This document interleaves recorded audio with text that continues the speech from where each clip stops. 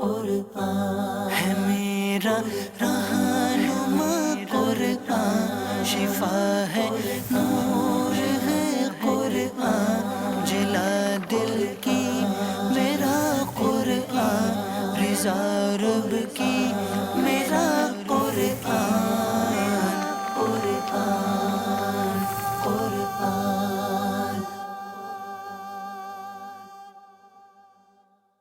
الحمدللہ رب العالمین والصلاة والسلام علی سید المرسلین، اما بعد فاعوذ باللہ من الشیطان الرجیم، بسم اللہ الرحمن الرحیم۔ الصلاة والسلام علیک یا رسول اللہ وعلی آلک واصحابک یا حبیب اللہ، الصلاة والسلام علیک یا نبی اللہ وعلی آلک واصحابک یا نور اللہ۔ میٹھے میٹھے اسلامی بھائیوں اور مدنی چینل کے ناظرین، آج ایک بار پھر سلسلہ لے کر حاضر ہیں، اور وہ سلسلہ ہے ایک قصہ ہے قرآن سے۔ قرآن ہے میرا رہنما، قرآن شفا ہے، نور ہے قرآن، جلا دل کی میرا قرآن، رضا رب کی میرا قرآن، قرآن قرآن۔ آج کون سا قصہ آپ کو سنانا ہے؟ آج ایک ایسی اونٹنی کی بات کرنی ہے جو کسی اونٹنی کے بطن سے نہیں بلکہ پہاڑ سے نمودار ہوئی۔ جی ہاں، پہاڑ سے نکلنے والی اونٹنی کا تذکرہ کرنا ہے، اور اس اونٹنی کا تذکرہ قرآن مجید فرقان حمید میں موجود ہے۔ یہ حضرت صالح علیہ السلام کی اونٹنی کی بات ہو رہی ہے۔ بڑا ہی عجیب و غریب اور بڑا ہی نرالا واقعہ ہے، آئیے توجہ سے سنیے۔ حضرت صالح علیہ السلام قوم سمود کی طرف نبی بنا کر بھیجے گئے۔ آپ نے جب قوم سمود کو خدا عز و جل کا فرمان سنا کر ایمان کی دعوت دی تو اس سرکش قوم نے آپ سے یہ معجزہ طلب کیا کہ آپ اس پہاڑ کی چٹان سے ایک اونٹنی نکالیے، اور وہ اونٹنی فقط نارمل اونٹنی نہ ہو بلکہ گھابن بھی ہو، یعنی وہ بعد میں بچہ بھی دے، اور فربا بھی ہو، موٹی تازی بھی ہو، اور ہر قسم کے عیوب سے بھی پاک ہو۔ چنانچہ آپ نے چٹان کی طرف اشارہ فرمایا تو وہ فوراً پھٹ گئی، اور اس میں سے ایک نہایت ہی خوبصورت و تندرست اور خوب بلند قامت اونٹنی نکل پڑی جو گھابن تھی، اور نکل کر اس نے بچہ بھی جنا، اور اپنے بچے کے ساتھ وہ میدانوں میں پھرتی رہتی۔ اب اس بستی میں ایک ہی تالاب تھا جس میں پہاڑوں کے چشموں سے پانی گر کر جمع ہوتا تھا۔ آپ نے فرمایا کہ اے لوگوں، دیکھو یہ معجزہ کی اونٹنی ہے، ایک روز تمہارے تالاب کا سارا پانی یہ پیے گی، اور دوسرے روز تم لوگوں نے پینا ہے۔ قوم نے اس کو مان لیا۔ آپ نے پھر قوم سمود کے سامنے یہ تقریر فرمائی۔ جو آپ نے فرمایا وہ قرآن مجید میں کن الفاظ میں موجود ہے؟ تلاوت قرآن مجید سنیے، اور آئیے اس کا ترجمہ سنیے۔ یا قوم اعبدوا اللہ ما لکم من الہ غیرہ قد جاءتکم بینۃ من ربکم هذه ناقة الله لكم آية فذروها تأكل في أرض الله ولا تمسوها بسوء فيأخذكم عذاب أليم۔ ترجمہ: اے میری قوم، اللہ کی عبادت کرو، اس کے سوا تمہارا کوئی معبود نہیں۔ بے شک تمہارے پاس تمہارے رب کی طرف سے روشن نشانی آ گئی، تمہارے لیے نشانی کے طور پر اللہ کی یہ اونٹنی ہے، تو تم اسے چھوڑے رکھو تاکہ اللہ کی زمین میں کھائے، اور اسے برائی کے ساتھ ہاتھ نہ لگاؤ، ورنہ تمہیں دردناک عذاب پکڑ لے گا۔ اب چند دن تو قوم سمود نے اس تکلیف کو برداشت کیا۔ ایک دن ان کو پانی نہیں ملتا تھا، کیونکہ اس دن تالاب کا سارا پانی جو ہے وہ اونٹنی پی جاتی تھی۔ اس لیے لوگوں نے طے کر لیا کہ اس اونٹنی کو قتل کر ڈالیں۔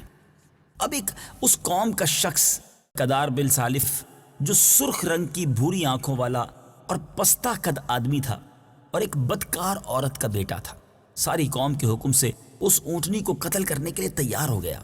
حضرت صالح علیہ السلام منع ہی کرتے رہے، مگر قدار بن سالف نے پہلے تو اونٹنی کے چاروں پاؤں کو کاٹ ڈالا، اور پھر اس کو ذبح کر دیا، اور انتہائی سرکشی کے ساتھ حضرت صالح علیہ السلام سے بے ادبانہ گفتگو کرنے لگا۔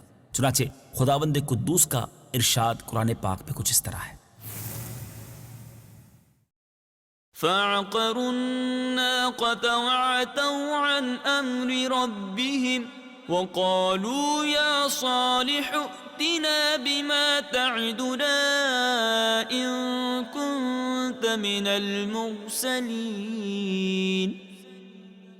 ترجمہ: پس کافروں نے اونٹنی کی ٹانگوں کی رگوں کو کاٹ دیا اور اپنے رب کے حکم سے سرکشی کی اور کہنے لگے اے صالح اگر تم رسول ہو تو ہم پر وہ عذاب لے آؤ جس کی تم ہمیں وعیدیں سناتے رہتے ہو. میٹھے میٹھے اسلامی بھائیوں، اب جب اس انداز سے اللہ تبارک و تعالیٰ کے حکم کی سرکشی کی گئی، حضرت صالح علیہ السلام کی بے ادبی کی گئی، تو اب اس قوم پر عذاب نازل ہوا. وہ عذاب کیسا تھا؟ قوم سمود کی سرکشی پر عذاب خداوندی کا جو ظہور ہوا وہ اس طرح ہوا کہ ایک زبردست چنگھاڑ یعنی خوفناک آواز آئی، پھر شدید زلزلہ آیا جس سے پوری آبادی اتھل پتھل ہو گئی اور تمام عمارتیں ٹوٹ پھوٹ کر تہس نہس ہو گئیں، اور قوم سمود کا ایک ایک آدمی گھٹنوں کے بل اوندھا ہو کر مر گیا. قرآن مجید نے کچھ اس طرح فرمایا: فأخذتهم الرجفة فأصبحوا في دارهم جاثمين. ترجمہ: تو انہیں زلزلے نے پکڑ لیا تو وہ صبح کو اپنے گھروں میں اوندھے پڑے رہ گئے. حضرت صالح علیہ السلام نے جب دیکھا کہ پوری بستی زلزلوں کے جھٹکوں سے تباہ و برباد ہو کر اینٹ اور پتھر کا ڈھیر بن گئی ہے اور پوری قوم ہلاک ہو گئی ہے، آپ کو بڑا صدمہ اور رنج ہوا. آپ کو قوم سمود اور اس کی بستی کے ویرانوں سے اس قدر نفرت ہو گئی کہ آپ نے ان لوگوں کی طرف سے منہ پھیر لیا اور اس بستی کو چھوڑ کر دوسری جگہ تشریف لے گئے اور چلتے وقت مردہ لاشوں سے یہ فرما کر روانہ ہو گئے جو آپ نے فرمایا. وہ بھی قرآن پاک میں موجود ہے، آئیے سنتے ہیں. يا قوم لقد أبلغتكم رسالة ربي ونصحت لكم ولكن لا تحبون الناصحين. ترجمہ: اے میری قوم، بے شک میں نے تمہیں اپنے رب کا پیغام پہنچا دیا اور میں نے تمہاری خیر خواہی کی، لیکن تم خیر خواہوں کو پسند نہیں کرتے. اب خلاصہ کلام یہ ہے کہ قوم سمود کی پوری بستی برباد ویران ہو کر کھنڈر بن گئی اور پوری قوم فنا کے گھاٹ اتر گئی، اور آج ان کی نسل کا کوئی انسان روئے زمین پر موجود نہیں ہے. میٹھے میٹھے اسلامی بھائیوں، یہ عجیب و غریب اور عبرت انگیز واقعہ آپ نے سنا کہ ایک قوم نے اپنے نبی علیہ السلام پر ایمان لانے کے لیے ان سے نشانی طلب کی، ایک معجزہ طلب کیا، اور آپ نے پہاڑ سے اونٹنی تک نکال دی، مگر اس کے بعد ان ظالم لوگوں نے اپنے نبی کا بھی احترام نہ کیا. اللہ تبارک و تعالیٰ کی طرف سے جو نشانی وہ اونٹنی آئی تھی اس کا بھی احترام نہ کیا، اور سرکشی کی، بے ادبی کی، حکم عدولی کی، اور اس اونٹنی کو ذبح کر دیا. اور اب اس کے بعد آپ نے دیکھا کہ کیسا عذاب الہی آیا کہ پوری قوم تہس نہس ہو گئی. اس سے ہمیں پتہ چلتا ہے کہ ہمیں انبیاء کرام علیہ السلام کی کتنی تعظیم کرنی چاہیے. ہمارے آقا علیہ السلام تو سلطان الانبیاء ہیں، تو نبی پاک علیہ السلام کی ایک ایک چیز سے ہمیں محبت ہونی چاہیے. ذرا غور کریں، نبی کی اونٹنی کی اگر کوئی تعظیم نہ کرے تو اس قوم پر عذاب آ جاتا ہے جو میرے آقا علیہ السلام اور ان کی آل، ان کی اولاد، ان کے نسب، ان کے صحابہ، ان سے تبرک رکھنے والی چیزوں کا احترام نہ کرے، وہ کیسے برباد نہ ہوگا. اللہ تعالی ہمیں بے ادبی سے اور بے ادبوں کے شر سے محفوظ فرمائے، اور اپنے آقا و مولا صلی اللہ تعالیٰ علیہ وسلم سے ان سے نسبت رکھنے والی تمام چیزوں سے سچی اور پکی محبت عطا فرمائے. اہل بیت اطہار کا بھی پیار نصیب کرے اور صحابہ کرام سے بھی سچی محبت عطا فرمائے. میٹھے میٹھے اسلامی بھائیوں، آپ نے یہ واقعہ بھی سنا، اس سے جو درس ملتا ہے اس کے بارے میں بھی کچھ سنا. ایک بڑی ہی پیاری بات جو پیارے آقا علیہ السلام کی سیرت سے ہمیں ملتی ہے کہ روایت یہ ہے کہ جب جنگ تبوک کے موقع پر سفر میں نبی پاک علیہ السلام قوم سمود کی ان بستیوں کے خنڈرات کے پاس سے گزرے تو آپ نے فرمایا کہ خبردار کوئی شخص اس گاؤں میں داخل نہ ہو اور اس گاؤں کے کنویں کا کوئی شخص پانی نہ پیے. تم لوگ عذاب الہی کے خوف سے روتے ہوئے اور منہ ڈھانپے ہوئے جلد سے جلد گزر جاؤ، کہیں ایسا نہ ہو کہ تم پر بھی عذاب اتر پڑے.